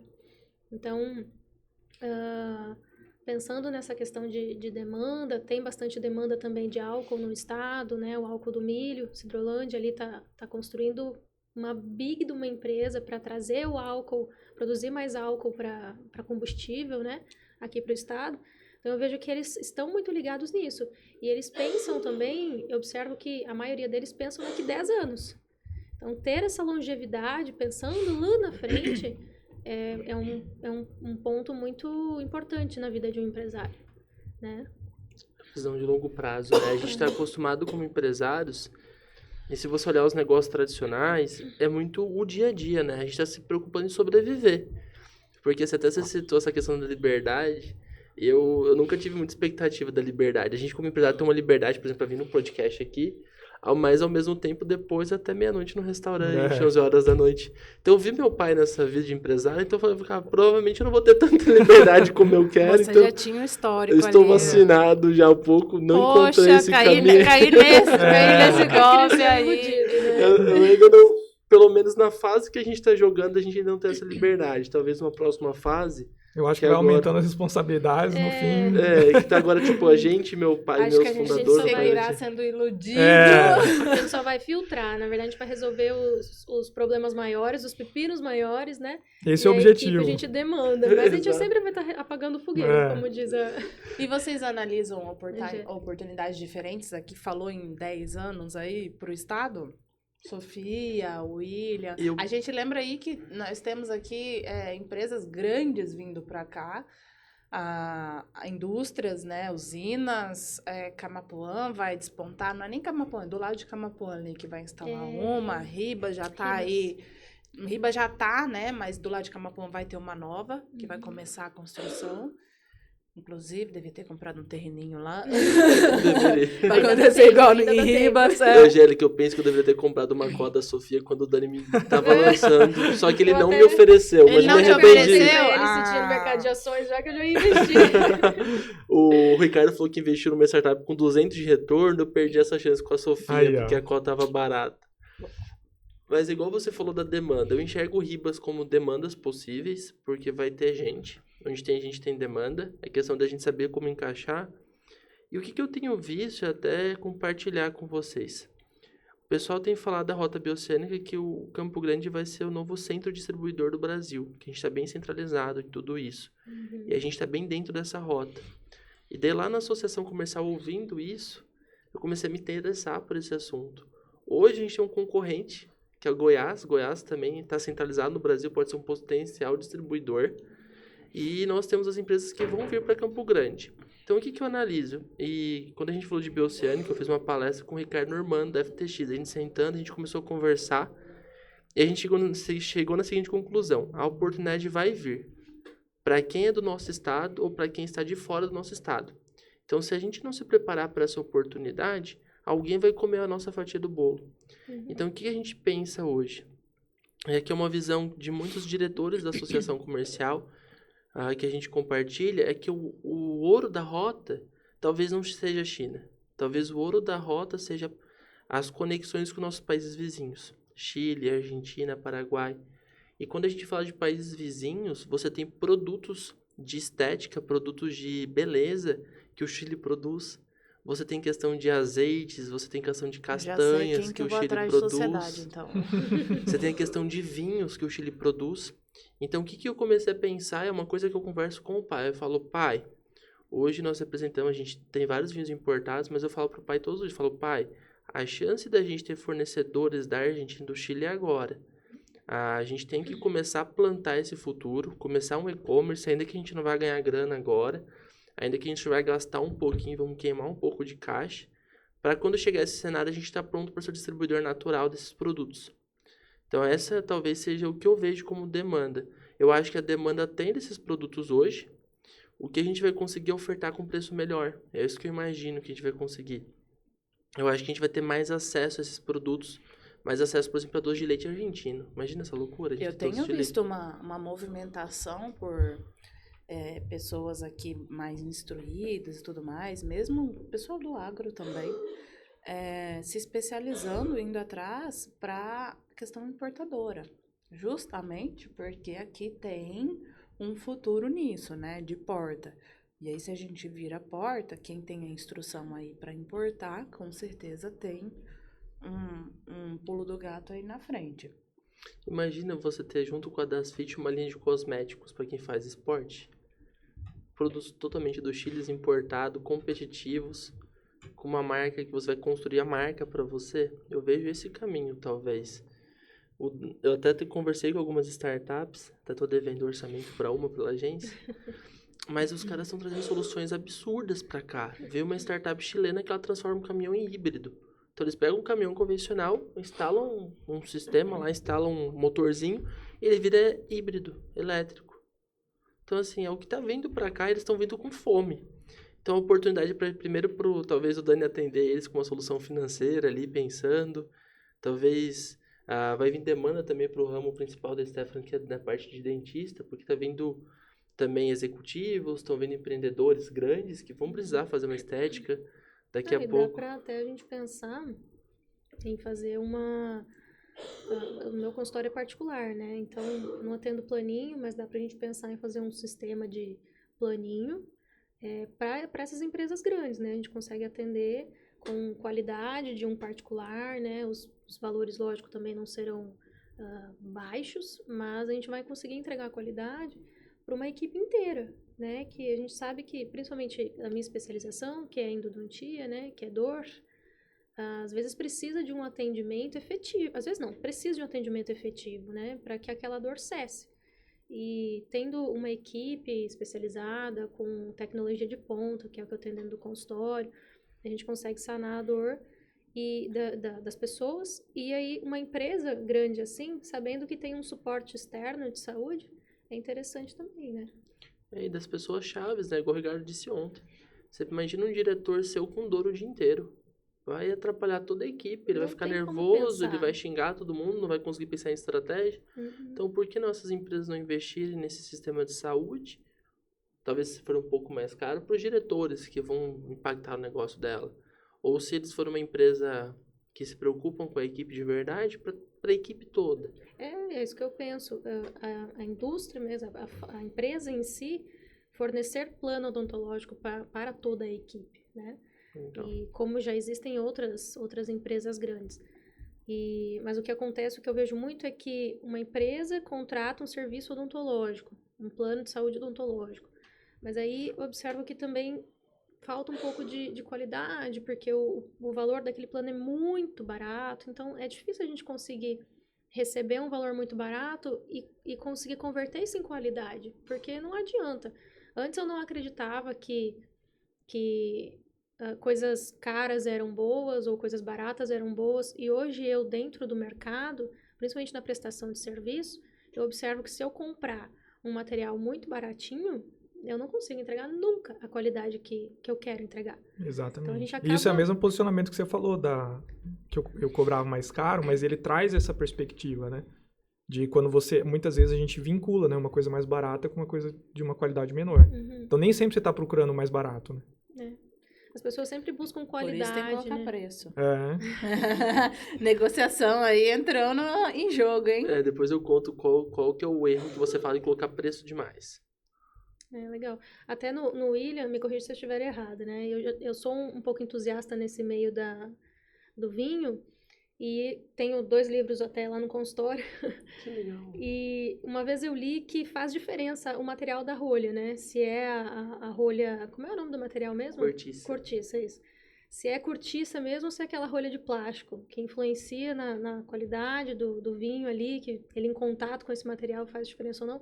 E a gente sabe que sempre o natural é mais caro, né? A cortiça sempre vai ser mais cara, é uma árvore que ela não é absurdamente difundida no mundo, que não é tão fácil para ela se recuperar e produzir a cortiça de novo, né, William? E o plástico sempre vai ser mais barato. Exato. E tem a questão da cortiça também de percepção de qualidade, né? Uhum. Então, assim, além do efeito do vinho, você tem pessoas que valorizam mais o produto. Então, essa percepção vale tanto, assim. A pessoa... Tem gente que valoriza a tradição de abrir a cortiça. Então, você tem a questão de percepção de qualidade muito afetada ali. E o segundo ponto aqui, que uma cortiça de má qualidade, ela contamina o vinho. Então, por exemplo, por que o pessoal da Austrália começou a fazer screw cap, que é aquela tampa rosca? Uhum. Porque eles estavam com problema de qualidade, de sanidade. Então, os vinhos estavam ficando com sabor de contaminação. Que não, se você beber, não faria mais, mas perdia aroma, perdia o produto em si.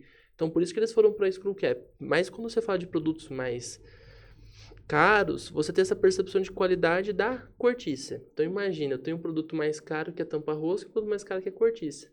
Você não ser cortiça, você já tem uma barreira que você vai ter que explicar, falar que o vinho é a mesma coisa, então dá um trabalho.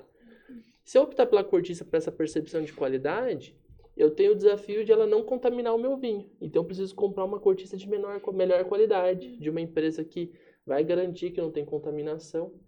E daí eu vou gastar uma grana. Final. Mas aí também a gente entra na questão da demanda, oferta e procura, e a questão se me fugiu a palavra aqui, se você quer faturar ou se você quer lucrar. Exato. Porque, né, qual que é a demanda para colocar como é o nome da tampinha sem... Screw cap. Eu sou apreciadora de vinho branco, geralmente eu pego vinho com essa tampinha aí, não Screw cap é rosca? É, tampa de rosca. Não é cortiça, normalmente. E agora eu não sei se é por questão de valor ou se é porque é vinho branco. Mas vinho difícil. branco roda bem. Screw cap só usa bastante. Então é difícil eu ver com cortiça. Mas ultimamente eu tenho muito assim analisado a questão do lucro. Se vale a pena eu investir num produto mais caro, falando como um empreendedor que está atrás do lucro, né? Por ego, estou, né, faturando tanto, trabalhando com o melhor, mas de fato, quanto que está girando e entrando de lucro aí no meu caixa?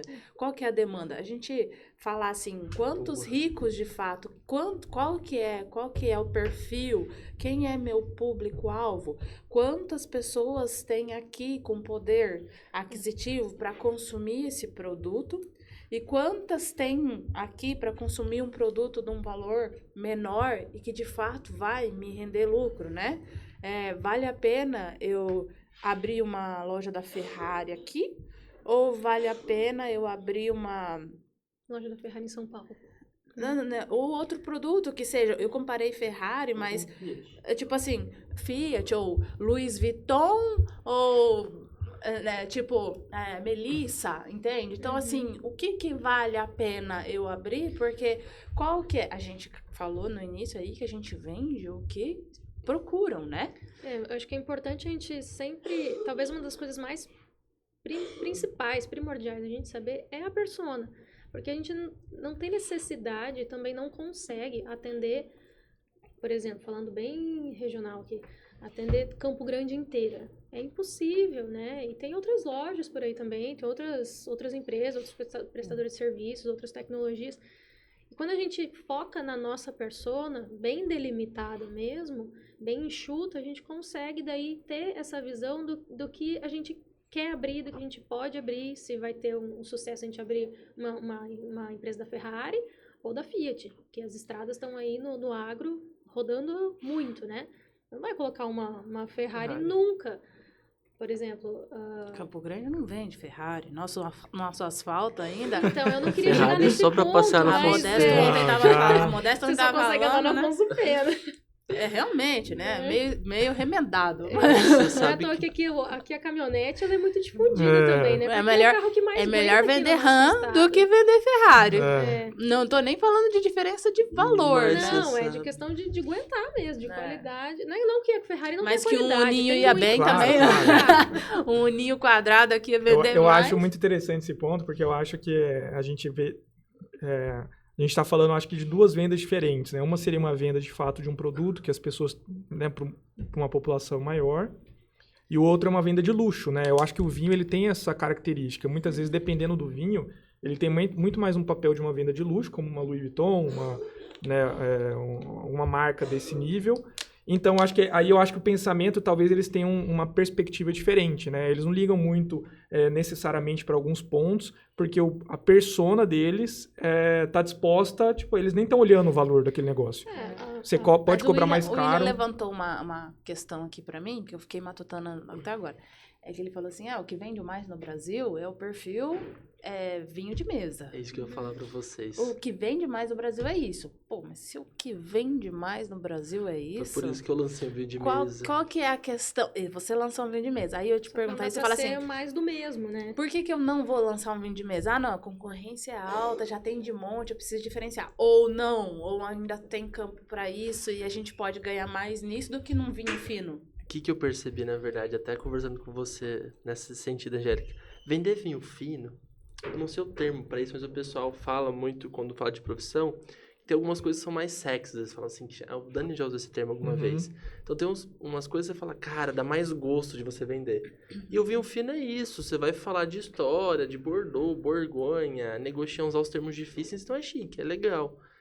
Mas quando eu vi a oportunidade do vinho de mesa, e daí falando de margem, de lucro, e demanda, eu vou entrar um pouquinho em demanda, eu falei, cara, eu tinha uma oportunidade, porque tem um produto de mesa. O que é esse produto de mesa, para vocês entenderem? É uma espécie de uva diferente. A uva fina é Vitis vinífera e a outra é Vitis lambrusca, a Vitis americana é uma outra espécie.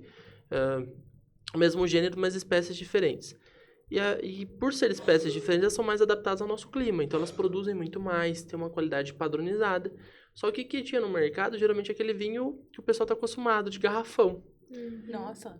Então, assim, a gente não fala mal Eu não do vinho vejo de isso mesa. garrafão desde Aquilo era que a gente criança. bebia quando tinha uns Vixe, 18 tem anos. ainda. Exato, aquele Não, vinho de acho que garrafão. menos, bebia quando tinha 12, né? Então, assim, e assim, a Que minha a nova família usava pra fazer suco de nunca... vinho, já dava uma misturada com água e açúcar. Mas assim, você nunca vai ver o meu pai falando mal do vinho de mesa. Porque a gente começou a nossa jornada com o vinho de mesa. A gente conseguiu posicionar esse produto muito bem lá no restaurante. A gente vendia em taça, a gente foi um dos pioneiros aqui no estado no vinho de mesa. A gente fortalecia. E quando eu vi, eu fui enganado pelo sexo, eu não tomava vinho de mesa. Eu falei, pai, inclusive eu não tomo vinho de mesa, exceto a uva Lorena. Então eu vou deixar bem claro isso aqui.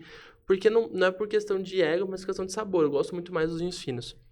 Mas a Lorena... Vou ter que tomar uns vinhos com você pra conhecer isso. Ontem, antes de ontem, eu já perguntei onde é que eu compro os vinhos dele, porque ele faz uma propaganda tão boa. Eu acho que essa semana Ele tem uma- esse final às de vezes semana eu mandei mensagem pra você, né? Vocês estão na feira do vinho, É então eu vou lá verdade. só pra tomar. Às vezes ele tem umas degustações lá no terroir, né? Vamos Pode fazer nos mais, chamar, vou inclusive, chamar por vocês. E aí, E daí, continua, da a Lorena. Lorena foi uma uva que me encantou quando eu provei. Porque eu entrei numa live de noite do Daniel. O Daniel era presidente da Associação de Enologias aqui dos Enólogos aqui do Brasil. Ele falou, cara, quando eu sirvo esse vinho, as pessoas não acreditam que é vinho de mesa. Eu falei, cara, eu preciso provar esse negócio. E daí eu comprei o Lorena dele pra eu provar. Era muito bom. Por quê? Depois os amigos enólogos meus explicaram.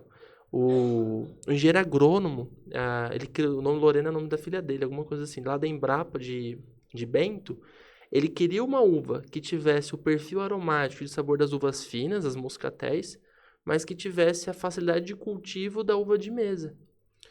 Então ele construiu a Lorena. Só que o que aconteceu com os produtores? Eles começaram a plantar a uva e começaram a tratar ela com garrafão, da mesma maneira que tratavam. E daí eu pensei, falei, cara, é um perfil de sabor que as pessoas têm demanda, que demanda um amigo meu me ensinou, o Yuri Torcato, da Croma, cara, mentorzão, assim, ele falou pra mim, William, demanda é vontade de comprar com capacidade econômica. Então, quando você tem vontade, dinheiro para comprar, você tem uma demanda. Então, a Ferrari, talvez a gente tenha muita vontade para comprar, mas tem poucas pessoas com a capacidade de uma Ferrari, talvez aqui no estado. Ou tem muitas pessoas com essa capacidade, mas não tem vontade de comprar. Daí não tem a demanda para ter uma loja da Ferrari aqui. Que não dá pra andar. Então, exato, porque não dá pra andar. Então, assim, só tem por até isso que o eu não dinheiro, compro. mas não tem a É um demanda. perfil entusiasta, né? Lógico, ele vai ter outro carro para trabalho. Esse carro é para ele andar no final de semana. Mas nem né? dá, nem pro final de semana. Porque geralmente a demanda, às vezes, um desses fatores faz não ter. Aham. E daí, quando eu vi esse vinho, falei, cara, o pessoal tá numa faixa de preço que o pessoal compra, que o que vende mais no mercado é um vinho de 50 a 70 reais. É o que mais tem nos mercados, a gente observa, né? É, uma faixa legal. Uhum. O pessoal erra muito. Isso aqui eu aprendi com outro amigo, então até eu falo que tem que ter ouvido de megafones, que a Sueli disse lá no CJI, eu trago pra vida. Um amigo meu me ensinou que vinho de entrada tem que ter rótulo elegante. Porque as pessoas não querem uma coisa divertida, elas querem uma coisa que seja elegante. Então eu falei, cara, eu tenho um produto que eu consigo, é uma uva de mesa, ok, mas eu consigo entregar qualidade acima nela. Só tem 2 pessoas que eu tô vendo fazer isso, eu e um outro amigo, que é o Cainelli, Roberto Cainelli, que tá fazendo ela, passando ela por Carvalho, fazendo um trabalho muito legal com a Lorena, com a Bebiane, que são uvas brasileiras. Então a gente até mudou, não é uva de mesa, a gente tá vendendo como uva brasileira, porque é uma uva do Brasil. Entendi. Legal. Então a gente trouxe essa ideia da uva brasileira. Então assim, eu ia conseguir entregar num preço legal, com uma margem competitiva, e eu tenho fornecedores bons, e a qualidade dela vai ser padrão. Então assim, é muito difícil eu vou ter uma safra boa e uma safra horrível. Ah, isso é ótimo. Então uma uva boa. Então assim, tem um produto com qualidade, eu tenho uma demanda no preço correto. E eu consigo ter um diferencial de embalagem. Então, isso que a gente trouxe. Então, um produto legal, com preço legal, com uma embalagem legal. Então, eu tô vendo um produto de 70 reais com uma embalagem de 150. E a embalagem custou caro pra caramba. Acho que a embalagem custou 50% do meu custo do vinho. Embalagem, cara, tá linda a E embalagem. como faz diferença, né? É igual no mundo dos azeites, né? Na verdade, aquele azeite na garrafinha de plástico não é azeite, só você lê lá, né? Que tem 3% de azeite de oliva. Exatamente. Mas você dá mais... Se você não entender nada de azeite, qual você dá mais credibilidade? Aquela garrafa super desenhada, com um rótulo bonito, ou aquela garrafinha de plástico? Né? E o rótulo, não, perdão. A embalagem, ela traz também um valor agregado muito grande, né? Exato. Teve um curso que eu fiz com o Carlos Ferreirinha, que chamou Mercado de Luxo, não sei se você lembra. Paladar não retrocede. Foi a Bia Figueiredo que trouxe a organização aqui, né? E paladar não retrocede, exatamente. E a questão de você atender mercado de luxo, independente se você está vendendo uma água ou se você está vendendo um vinho, né? Então, a embalagem, a forma como se apresenta, a experiência, a sensação, o CRM, né? Que é o pós-atendimento, ali, pós-venda. A experiência, né? No tudo, né? Do início ao pós. Então, assim, tudo isso faz diferença para agregar o valor no teu produto, né? Uhum. Então, se você faz a compra de um relógio, de um Rolex, você não precisa dar nota para você trocar. Né? Você leva lá, ele vai te dar a garantia, não interessa. Então, eu acho que isso faz muita diferença. Eu vendo um produto que não é tão barato, né? Eu vendo 2 marcas conceituadas, uma tem o dobro do valor da outra. Mas, eu prego muito isso. Você não precisa me trazer a nota, você me traz o produto, eu usei, lavou, descosturou, me traz o produto e eu troco. Então, isso é uma experiência de segurança, porque ele realmente está comprando um produto de qualidade para valer o investimento dele e tudo mais. E, gente, uma legging dessa que eu tô falando é uns 400 reais. Mas essa mesma situação acontece com Louis Vuitton. Essa mesma acontece com marcas, né, renomadas aí. Então, a postura como a gente oferece nosso produto. Eu vou lá tomar teu vinho, se não tiver bom, você me dá outro, tá bom? Nunca vai tá bom, né? Não, mas é isso. Mas termina você... a garrafa inteira. Termina a garrafa inteira. Tem um exemplo perfeito disso. Não sei se você já chegou a ver. Fizeram um teste mesmo lá.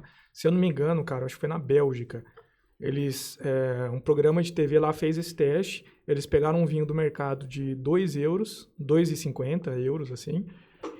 Tiraram o rótulo dele, colocaram um rótulo premium ali, começaram a criar toda uma narrativa, pegaram um enólogo bem famoso aí no mundo, de propósito, né, para meio que validar essa marca, esse rótulo. Fez toda uma narrativa, criou toda uma narrativa e colocou ele num programa, num teste lá, onde uma competição de vinhos, né, vários enólogos vão lá, experimentam e dão nota. Ele ganhou o prêmio ouro.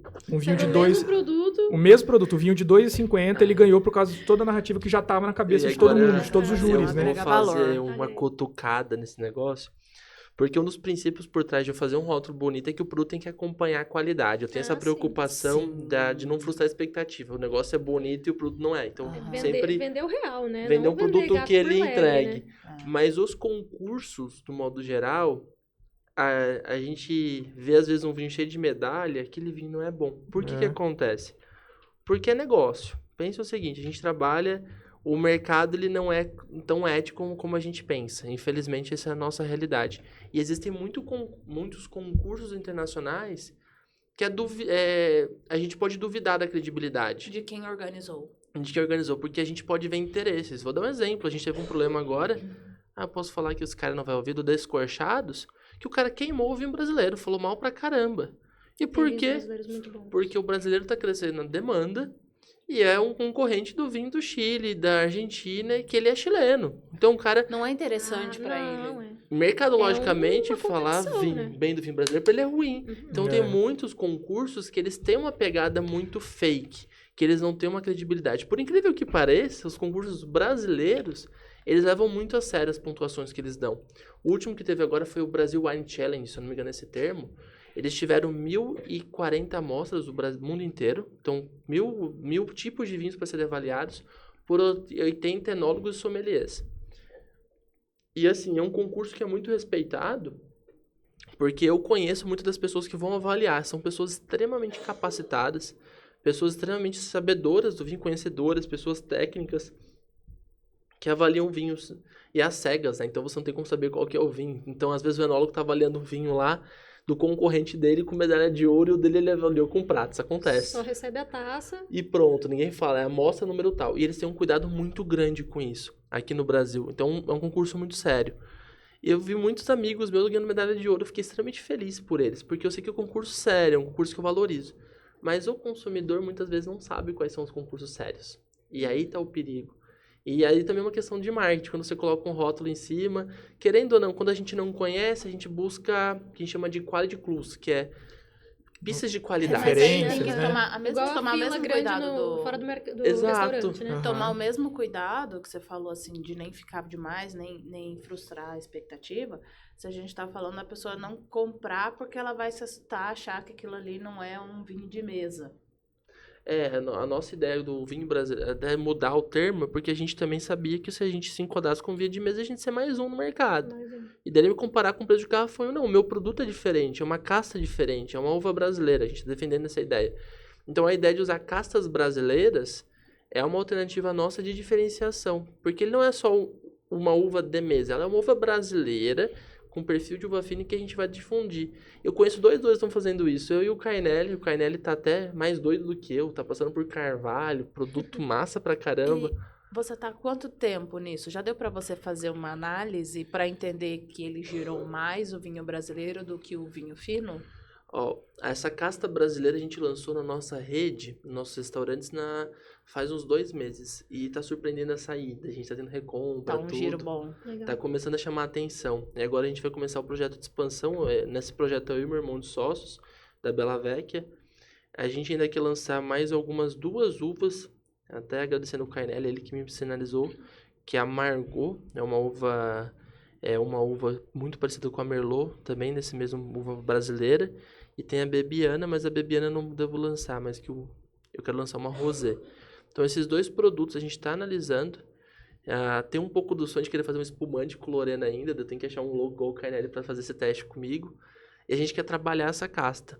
Mas esse é o legal, a gente está trabalhando a casta brasileira, mas a gente não abandonou as finas. Eu tenho um outro produto que é Merlot, Cabernet Franc e Malbec. E Nagata Mangione são produtos premium.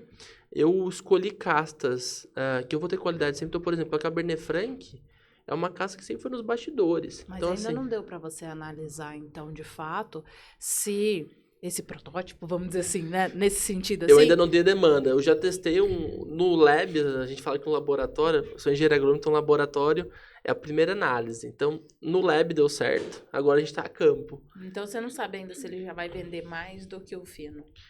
Eu não quero, na verdade, que ele venda mais que o fino. Mas eu já tenho 2 certezas. Uma, que minha margem é muito melhor. Então vai vender, porque a margem... Isso é maravilhoso, eu tenho margem de negociação. 2, o preço está do jeito que as pessoas querem. Então, porque, por exemplo, hoje na faixa que a Gata Mangione tá, eu tenho concorrentes muito pesados. Agora, na faixa que a Bela Vete tem, meus concorrentes são muito mais fáceis de bater. Então, minha briga é diferente. E, curiosamente, são mais fáceis de bater, mas com muito mais grana que eu e potencial produtivo, né? Porque os caras que pegam o Rosé Piscine, eu sou concorrente do Rosé Piscine do Bela Vete. O Rosé Piscine tem uma capacidade produtiva e financeira muito maior do que a minha. Só que eu quero competir com cuidado, com carinho e vai dar certo.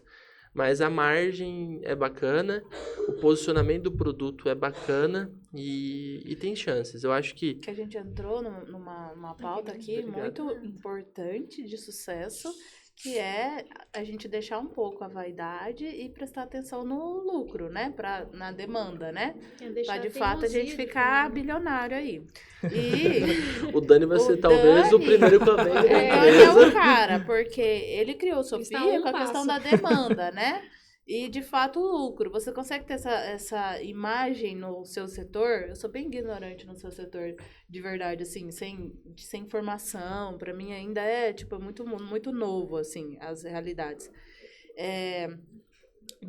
Do produto ser mais barato e obter um retorno mais bacana. É um desafio muito grande, como em qualquer setor. Acho que esse desafio ele é um pouco menor porque, geralmente, uma empresa de tecnologia ela acaba tendo diferenciais mais nítidos ali para o empresário, sabe? Para o empresário, para o usuário, enfim. Então, a gente tem um pouco... Essa parte do preço, a gente tem um pouco mais de flexibilidade. Então, a gente tem algumas métricas de mercado. Por exemplo, uma métrica ideal é de você conseguir fazer uma venda no produto, onde a sua margem de contribuição, que seria o lucro bruto ali da venda, seja pelo menos 80%, 90%. Então, assim, é alta, a margem é alta de software, né? Então, a gente tem que ter essas metas. Aí a gente vai se baseando nisso. Mas aí, como o nosso mercado, por exemplo, a gente é um software... É o custo baixo, né? É um custo baixo, é escalável, né? Uhum. Então, a margem de contribuição, ela é basicamente o custo unitário, o lucro unitário de cada cliente. Mas os custos fixos nossos, de nuvem, o custo de nuvem ele vai aumentando também, mas enfim, a maioria dos custos eles vão diminuindo bastante conforme cresce o número de usuários, entendeu? Então, a gente tem essa flexibilidade no preço.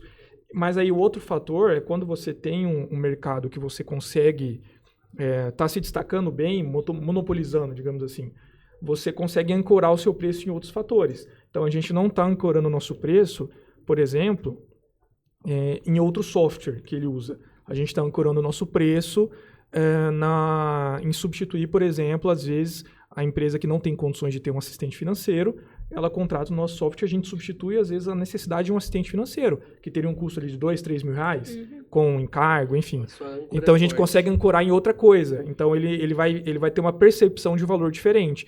E aí, a gente consegue abusar um pouco mais dessa margem, entendeu? Tem essa flexibilidade ali. Mas aí, se surgir um concorrente direto que faça a mesma coisa, aí vai começar, talvez, uma briga maior nesse sentido.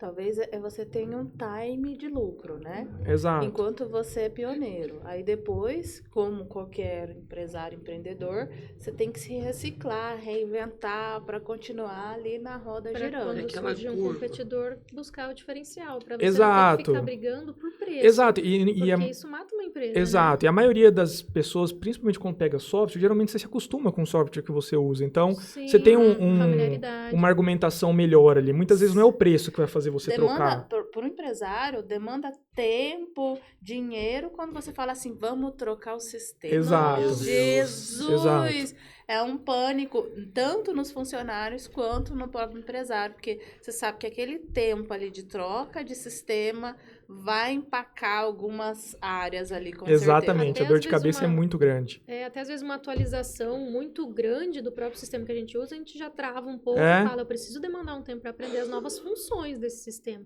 E ensinar ainda toda a equipe, né? Que é o que mais demanda tempo. E a gente tem um desafio muito grande hoje, porque a gente vive numa era que está todo mundo acostumado com tecnologia muito boa. Uhum. Então, por exemplo, eu vou lançar um aplicativo, você não vai comparar meu aplicativo com um outro aplicativo também inicial, lento, de gestão financeira que está querendo começar. Você vai comparar a usabilidade do meu aplicativo com o Instagram, com o WhatsApp, porque é o que você usa no dia a dia. A âncora tá boa já. Então, né? A régua já e vocês tá... imaginam, Verdade. entendeu? Então a gente É tem um desafio verdade. muito grande. Você não aguenta esperar. Você não vai pegar meu aplicativo, por exemplo, e vai aguentar esperar ele carregar 10 segundos. Não. Você vai fechar ele na Não. hora e acabou, entendeu? Se ele não abrir naquela hora que você Exato. abriu, Então a gente também tem esses desafios técnicos que foram surgindo Até por conta porque da. tempo é dinheiro. eu falo bastante que hoje a nossa moeda de troca, ela tem sido bastante o tempo, né? Então hoje nós não estarmos com a nossa família, né? Nós não estarmos em casa às 6 da tarde, eu nunca estou em casa antes das 7, meia, 8 da noite. Então isso para mim é uma coisa que eu gostaria de reduzir. A Angélica entende bem o meu lado, né, Angélica? E hoje a nossa moeda de troca é o tempo. Exatamente. Muito mais do que o dinheiro, na maioria das vezes. Aham. É Exatamente. porque o tempo, até essa questão de analisar oportunidades, que é o tema de hoje, o tempo é o recurso mais escasso que a gente tem. Ele não volta, né? Você não tem como reconstituir ele. Exato, ele não volta e a gente não sabe quanto tempo a gente tem, né? É uma conta bancária que todo dia a gente acredita. É debita ou acredita? Acredita, né? Debita. Debita todos os dias e a gente não sabe o quanto tá sobrando lá. Eu acho que é uma questão muito importante de oportunidade. Tanto de vida quanto de trabalho, né? Trabalho. Sim. Quanto tempo que o Sofia vai rodar lucrar, tem que fazer ele o mais rápido. Exato. Né? A velocidade, porque ele é pioneiro. E também que a gente não sabe o nosso dia como ser humano, né? E o nosso momento de vida, né? Agora, talvez mais jovens, a gente tá querendo arriscar mais, a gente tá nessa oportunidade. Daqui a pouco a gente vai estar numa fase mais tranquila, a gente já não vai querer arriscar tanto. Então, o momento da oportunidade também é importante. Ele pode surgir mais velho, mais novo, mas o time, igual o Dani disse, o nosso momento é extremamente importante. Talvez, se eu não tivesse novo hoje, eu não teria entrado nesses novos negócios. Se o momento, por exemplo, se eu tivesse mais tempo nos restaurantes, talvez eu estaria focado totalmente só nos restaurantes. Aham. Mas hoje, como eu tenho Se não tivesse sócios, sócios, né? se eu não tivesse na associação comercial, conversando com um monte de empresário maluco igual eu, talvez eu não estaria fazendo essas coisas. Então, são Ou momentos. que fica plantando um monte de coisinha doida na cabeça da gente, Exato. né? Em cada reunião. Então, Gente, falando em tempo, acho que tá chegando o nosso tempo também, aproveitando, né? Eu vou pedir para vocês encerrarem aí, agradecerem também, falar onde as pessoas podem entrar em contato com vocês, redes sociais, enfim, se quiser passar o WhatsApp, algo assim. Vamos começar com a Angélica, então. Ah, então tá. Daqui a pouco você faz a mensagem também de despedida do pessoal. Pera lá. A mensagem de despedida do pessoal ou a minha? Não, Mas a sua primeiro é a sua. Isso. Bom, me encontro, eu sou entusiasta, né, também no empreendedorismo aí. Adoro falar sobre, a gente vai, inclusive a nossa evolução é baseada nessa troca rica que a gente tem aqui. Podcast, pessoas que trazem outras visões pra gente, oportunidade, né? Mostra pra gente, igual o William mostrou pra gente aí, a questão, né, do Estado, o que tem pra gente desenvolver mais. Eu tô tentando ainda muita coisa para emplacar aí no próximo ano, né, Stephanie? A gente tá aí pedalando, muitos projetos, a cabeça fica fervilhando, tipo assim, qual vou abraçar, qual oportunidade de negócio vai ser o pulo do gato pro futuro, olhando o futuro aí. E me segue no Insta, né? Meu arroba é AngelJacobSá, Jacob Bemudo. E tem a das Fit Sport também, arroba das Fit Sport. Tem a CrossFit Redcore também, arroba CrossFit Redcore.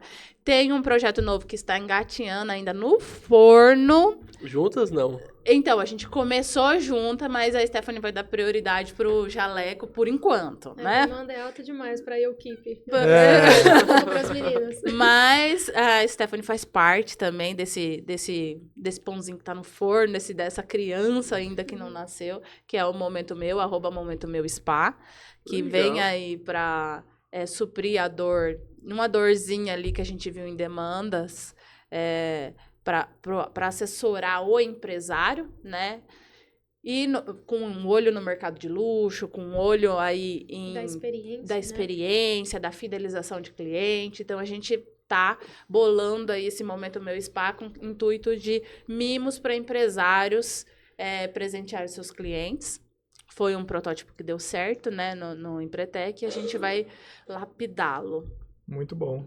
Muito bom. Legal. Stephanie, com você. Bom, uma mensagem que eu posso deixar... Olha, pensando agora, acho que o que eu posso falar para as pessoas é que, apesar dos desafios, né, da vida, parece que tudo é muito complexo. Quanto mais a gente cava ali um pouquinho, mais a gente descobre que o buraco é muito maior. Por mais que isso intimide a gente, nós não podemos deixar de perseguir os nossos sonhos, né? O William falou muito de sonhos de criança, e eu penso que sim, nós temos que correr atrás desses sonhos, né? Só que nós temos que correr atrás dos sonhos de maneira fundamentada, sem estar pisando muito em algodão doce ali, né? Então, persiga, sim, os seus sonhos, persiga, sim, suas vontades, né? Sempre com muita honestidade, muita ética. É importante isso, né? Alimentar esse desejo dentro da alma. E as pessoas podem me seguir no Instagram, o meu perfil do meu consultório é o meu perfil pessoal. Eu decidi não ter um outro perfil da clínica porque eu não dou conta. Menos uma coisa para se preocupar. Exatamente. Então pode seguir lá, o @dra.stefaniski, sem PH, sem Y, sem nada, gente. É o nome no português mesmo. E da loja é o @richesse, com CH e 2 S, Richesse Jalecos. Lá vocês encontram todos os produtos. E a gente consegue conversar por lá também. Tem os WhatsApps, mas aí eu passo por lá porque fica mais fácil. Perfeito. Obrigada. Show. E fica até difícil falar, vocês falaram bastante coisas bacanas e é um pouco disso, né? Que eu posso deixar para você de casa, a gente brinca aqui o papo do empresário, a gente abre o CJT da Associação Comercial e hoje aqui as pessoas todos são membros do CJT, nós somos membros, fazemos parte disso. E o que eu percebo mais importante hoje é a força do associativismo para empreender. É você se associar de pessoas que têm essa mesma trajetória, assim como a gente está fazendo, e ter novas ideias e compartilhar as dores. Então, para você de casa, uma dica que eu tenho é se apaixone também pelo associativismo. Conheça a Associação Comercial e Industrial de Campo Grande, conheça o Conselho de Jovens Empresários. E como empresário, o que eu posso falar para vocês é se apaixone pelo seu sonho. Eu acho que muitas das vezes a gente vai ter muito banho de água fria. Eu e o Dani conversamos de pessoas que a gente acredita bastante. Mas se você tem demanda de mercado, então você tem que correr atrás. Apaixone-se por negociação. Qualquer setor que você estiver na sua vida, você vai ter que negociar. A pessoa fala que você vai ter que vender, ok. Mas eu vou falar agora do negociar. Você vai ter que negociar. Vender, para mim, é parte do processo de negociação. Não negociação parte do processo de vendas. Então, é o que eu estou defendendo. Conheçam também nossos restaurantes, nossos vinhos, nossos cursos, a nossa agência de marketing. Está à disposição de vocês. Mas conheçam também o Conselho de Jovens Empresários. Lá na associação, quinzenalmente, terças-feiras. Assistam os papos de empresário todo sábado. Eu aprendo muito com cada uma das pessoas que a gente conversa, quando eu assisto em casa. E é isso, empreender é isso, é viver aprendendo, é viver testando a demanda, é desistir também, não desistir de empreender, mas desistir de um modelo de negócio. Não pode ser cabeça dura, né, no erro. Também não é ser cabeça dura, se o modelo de negócio é ruim, a gente tem que pivotar. Eu já pivotei alguns negócios, entendi, quando eu comecei a agência, ela tinha uma cabeça, hoje mais maduro, entendendo mais o mercado, a demanda. Hoje a gente está com um projeto muito mais consistente, porque a gente pivotou muita coisa. Então, às vezes, o ego é o nosso inimigo, e saber lidar com o ego é o principal ponto para você, empresário de casa. E associativismo ajuda isso, porque nos princípios do associativismo é voltar a ser liderado. Hoje eu estou como coordenador do CJT, daqui a pouco vai ter outro coordenador, eu vou estar lá no grupo sendo liderado. Eu, como coordenador, sou liderado pelo nosso presidente, Renato Paniago, grande exemplo de associativista para mim, uma pessoa que trouxe para mim uma visão empreendedora no associativismo muito grande. E compartilhar isso com vocês. Entrem no associativismo. Eu acho que é um grande ensinamento do controle do ego, de modo geral. E obrigado, Dani. Obrigado, Angélica. Foi um prazer estar aqui com vocês. Né? Hoje eu sou entrevistado. Você vê que voltou. Então a gente sempre vê o William aí liderando aqui o podcast, hoje esteve do outro lado da cadeira, né? Gente, Aproveitamos legal. para perguntar, né? Bastante. É uma experiência legal, de verdade. Eu gosto das duas experiências. Vocês podem compartilhar um pouco da experiência. Mas você não falou como que faz para te encontrar nas redes sociais? Para me encontrar, William Francescon, WILLYAN, daí Francescon, FRANCESCON. Mania de gaúcho é nome difícil, né? Então, William Francescon. Me encontra lá no Instagram, eu falo que lá no Instagram que não adianta afiar o machado se você não for cortar a lenha. Então, um dos princípios nossos é aprenda para executar. Então, o conceito é prático. É isso. Bacana. Muito bom. Muito obrigada pela oportunidade, gente. Eu fiquei muito feliz de ser convidada. Obrigado, William. É um prazer. Aproveitando esse gancho aí do William, antes do Dani encerrar, cara, acho que ficou uma coisa que eu deixei passar aqui de tão importante pra gente, pegando o gancho aí das últimas palestras que teve no CJE, do curso de liderança e tudo mais, que é o que forma a gente, o que ensina, o que dá base, instrução, é que precisamos deixar de lado a vaidade. Muito bom. Deixar de lado a vaidade e começar a olhar para o lucro, começar a olhar de fato aonde que a gente vai ganhar sem a vaidade. E fica aí uma dica para quem quer o livro Lucro Primeiro. É muito bacana para a gente conseguir ter. Já leu? Não conheço. Dani? Lucro Primeiro. É terrível, mas é bom. É terrível porque ele dá um choque assim na sua cabeça. Um banho de água fria. Um banho de água fria. E aí, não tem a ver com a vaidade, mas você consegue enxergar as coisas de um outro ângulo, assim, como é realmente importante a gente ver os lucros. Muito bom.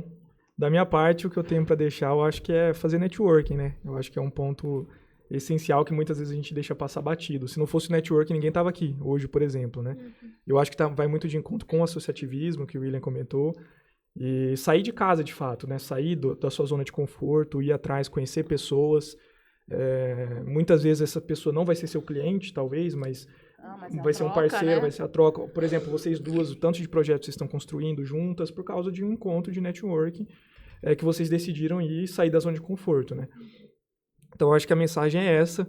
E alguém tem mais alguma coisa para falar? Deixar algum recado? Podemos seguir? Nos encontramos no CJE. Nos encontramos no CJE e o próximo sábado. Próximo sábado vai ter já temos aí alguns convidados aí no gatilho, mas ainda temos que confirmar, né, William? Exatamente. A gente vai ter o próximo episódio com a Débora. A gente vai falar sobre o mercado de produtos naturais, para quem quer abrir. E depois teremos também o da... Você e a Angélica voltam para falar sobre negócios digitais. O grande olhar no futuro, né? Isso aí é o que vai trazer nossos bilhões. Vai ser muito bom. E agradecer mais uma vez o Papo do Empresário, agradecer o Hub Etc. comigo, a Associação Comercial que por meio do CJT faz esse episódio rodar, e o nosso mantenedor oficial. Cicobi, exatamente. Que inclusive está com uma agência agora lá na associação. Lá na associação comercial. Gente, conversar com a Valquíria, pessoa boníssima, que está aí para solucionar nossos problemas também. Isso, está dentro da associação, dentro da casa do empresário para todo mundo. Show de bola. E faltou falar também das minhas redes sociais, né? Por favor. Exatamente. Pode seguir lá o site da Sofia, tem o usesofia.com, que é o nosso site, e o nosso Instagram é usesofia.app, de aplicativo. E lá tem as minhas redes sociais também, daí fica mais fácil. Tem outras redes lá que a gente também está participando. E onde que a gente compra a ação da Sofia? Isso aí ainda, se Deus quiser, no futuro, vai estar disponível. Vai estar Nos avise, por favor. A gente está na lista de espera. É isso aí. Eu queria ter comprado antes. Da vida Esse é uma dor dele. Ele falou várias vezes, né? Eu avisei o Dani porque ele não me avisou. Ele não me avisou quando ele ia abrir. Mas é isso, gente. Muito obrigado pela participação de todos. Foi muito legal ter essa conversa. Agradeço o convite também, né? Se vira nos 30 do William. Convido. Que horas que ele te convidou? 30 minutos antes? Praticamente. Para uma mulher, isso aí, olha, foi jogo baixo. Foi jogo baixo mesmo. Fala pra mulher, vai tomar banho, fazer maquiagem, reboco. O homem nasceu pronto. Não, agora avisar a mulher 30 minutos antes é sacanagem. E eu não tô nem levantando a questão da pauta, né? Não deu nem tempo pra eu pensar. Exatamente. Mas é isso, pessoal. Obrigado mais uma vez. Um abraço.